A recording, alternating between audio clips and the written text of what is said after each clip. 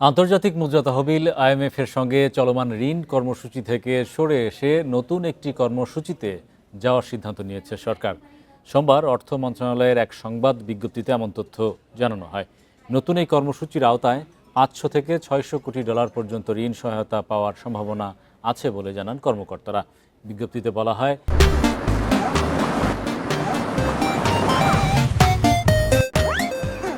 গত বৃহস্পতিবার অর্থমন্ত্রী আমির খসরু মাহমুদ চৌধুরী এবং আইএমএফের উপব্যবস্থাপনা পরিচালক নাইজেল ক্লার্কের মধ্যে ভার্চুয়াল বৈঠক অনুষ্ঠিত হয়েছে।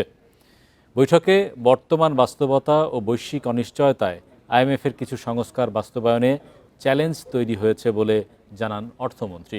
এমন বাস্তবতায় নবনির্বাচিত সরকারের অধীনে 3 বছরের একটি নতুন কর্মসূচি নিয়ে আলোচনা হয়।